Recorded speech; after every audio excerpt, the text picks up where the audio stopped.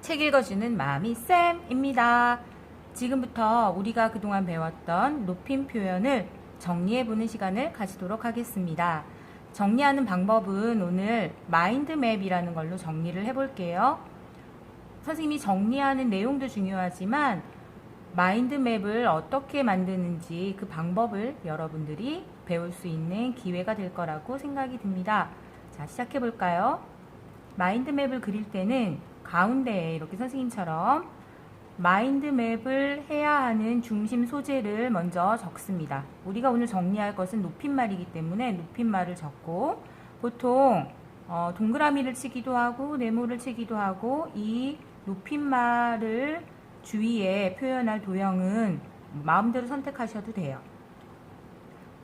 자, 그 후에는 이제 할 일은 내가 마인드맵에서 사용할 기호들을 정하는 것이에요. 그건 어떤 소재를 가지고 마인드맵을 만드느냐에 따라서 달려 있는데요.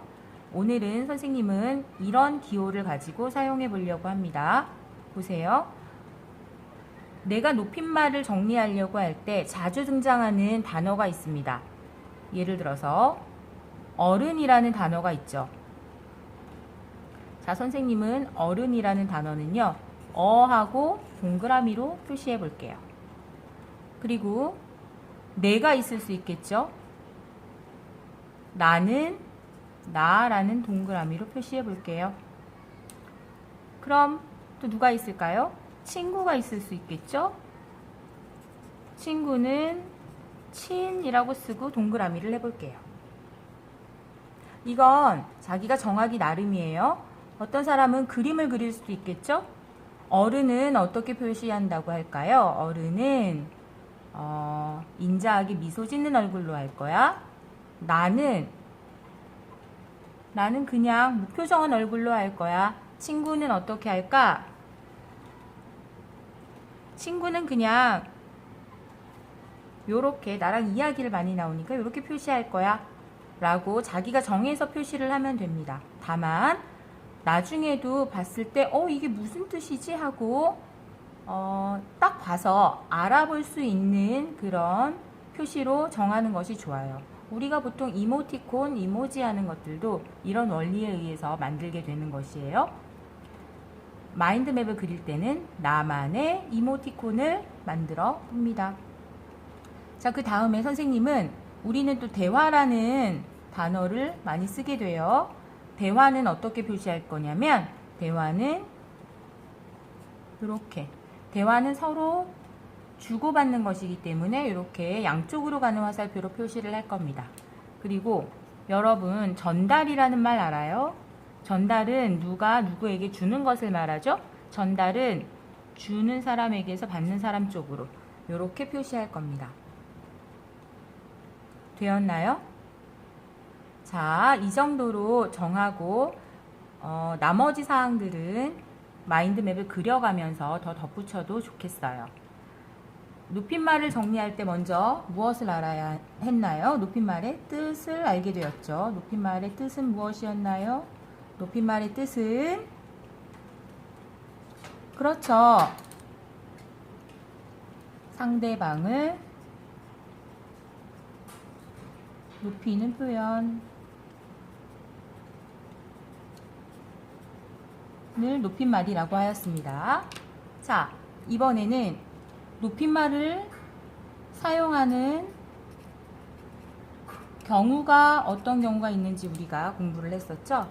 높임 표현을 사용하는 경우에는 몇 가지 경우로 나누어서 살펴봤는데 생각나나요? 네, 공부 열심히 한 친구들, 말하는 친구들 몇 명 있네요. 자, 처음에 보면 어른과 대화를 나눌 때, 어른과 대화를 나눌 때는 높임말을 사용했죠. 1번이에요. 자, 어른과 대화를 나눌 때 우리 아까 만든 이 우리만의 이모티콘으로 어떻게 어른과 대화를 나누는 걸 표시할 수가 있죠? 어떻게 표시하죠? 내가 있고 어른이 있고 대화를 나눈다는 표시는 뭐였죠? 네, 이렇게 표시했습니다. 자, 두 번째 경우 어떤 경우가 있었어요? 내가 친구랑 대화를 나누는데 어른의 행동을 말할 때 우리 그 장면 생각나나요? 저기 선생님이 가신다 라고 표현했어야 됐죠? 내가 친구랑 말하고 있는데 선생님이 저쪽에서 가시고 계세요. 지나가시고 계세요. 그럴 때는 어떻게 표현한다고요? 저기 선생님께서 가신다 라고 표현합니다. 어른의 행동을 말할 때 입니다. 요건 어떻게 이모티콘으로 표시할 수 있을까요? 나랑 친구가 뭘 나눠요? 대화를 나누는데 누구에 대해서 대화를 나눠요? 그 대화를 나누는 내용이 어른의 행동에 대해서 대화를 나눌 때 우리는 높임 표현을 사용합니다. 세 번째로 또 무엇인가요? 이거 할머니께 드릴 선물이야 라는 표현이 있었죠. 그때 내가 친구랑 대화를 나누고 있지만 내가 들고 있는 이 물건이 할머니께 드릴 것이라면 내가 물건을 주는 대상이 어른일 때 그때 우리는 높임 표현을 썼죠. 어른께 무언가 드릴 물건에 대해서 얘기하는 경우였어요. 그죠? 나랑 친구가 대화를 합니다. 그죠? 대화를 하는데 무엇에 관해서 대화를 해요? 물건에 관해서 대화를 해요. 그죠? 근데 이 물건을 누구에게 드릴 거예요? 드리는 거죠. 요거는 전달이었죠. 아까 어른에게 드릴 물건이었어요. 이런 경우 높임 표현은 사용합니다.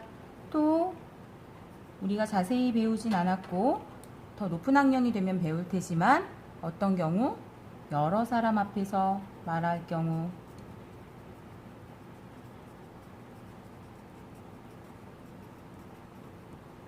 그리고 처음 만나는 사람은 아무리 나랑 나이가 같은 친구더라도 높임 표현을 사용하는 경우들이 있죠. 자, 이렇게 높임 표현을 사용하는 경우 4가지 경우를 살펴보았어요. 그 다음으로 우리 높임 표현 만드는 4가지 방법에 대해서 공부했죠. 자, 4가지 방법 생각나나요? 제일 첫 방법 뭐였죠? 맞아요. 문장의 끝을 요나 또 뭐라고요? 맞아요. 씁니다로 끝맺는 경우죠.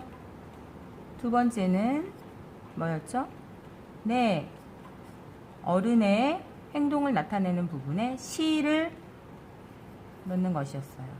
세 번째로는 아까처럼 물건을 받거나 하는 그 대상이 어른일 경우에는 깨나 깨서를 붙여. 그리고 네 번째로 특별한 높임 낱말을 사용해서 높임 표현을 했습니다. 이건 우리 숙제해왔던 거 생각나죠? 문장 끝을 요나 씁니다로 끝맺는 것, 통에 시를 붙이는 것, 그리고 어른께 드릴 물건이나 이런 것들을 얘기할 때 깨서 어른의 뒤에는 깨나 깨서를 붙이는 것. 네 번째로 특별 높임 낱말을 쓰는 방법이 있었죠. 특별 높임 낱말의 예를 들어볼까요?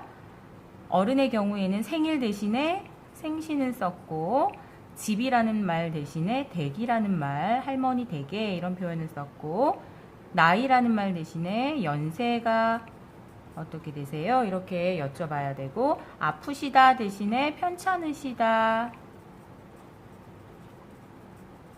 자, 그리고 우더른께 주는 것이 아니라 드리는 것이고요. 어른은 있는 게 아니라 계시는 것입니다. 자, 이런 등등의 특별 높임 낱말을 사용하는 방법이 있었습니다. 이렇게 4가지 높임말 만드는 방법이 있었어요. 생각나죠? 자, 그리고 마지막으로 높임말을 잘하기 위해서는 어떻게 해야 하나요? 연습을 많이 해야 합니다.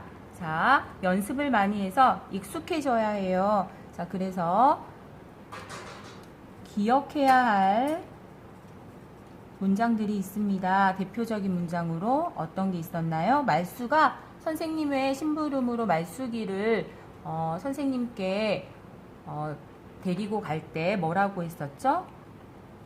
너 선생님께서 오라고 하셔 라고 해야 되죠? 어른의 말을 친구에게 전할 때 쓰는 말입니다.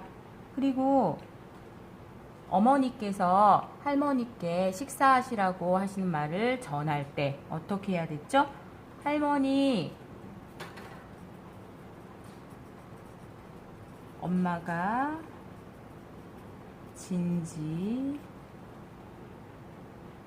드시러 오시래요. 자, 높임말을 할 때 가장 중요한 것 무엇이었죠? 바로 높이는 대상이 누구인가를 아는 것이었어요. 내가 누구를 높여야 하는가? 어머니랑 대화하면서 할머니를 높이는 말을 써야 하는가? 아니면 친구랑 이야기할 때 선생님에 관한 대화를 하면서 선생님을 높여야 하는가? 그 누구를 높여야 할지 이 대상을 정확하게 알고 정해야 하고 그 다음에 어떤 높임 방법을 쓸 것인지 찾아서 높임 방법대로 높임 표현을 하면 됩니다. 그리고 알죠? 우리 지금 실제 생활에서는 잘못된 높임 표현이 생각보다 많이 쓰이고 있다는 것, 그것에 익숙해지지 말고 우리 제대로 된 높임 표현을 실생활에서 많이 사용하도록 합시다. 여기까지 마미쌤의 청기누설 높임 표현 완벽 정리 했습니다.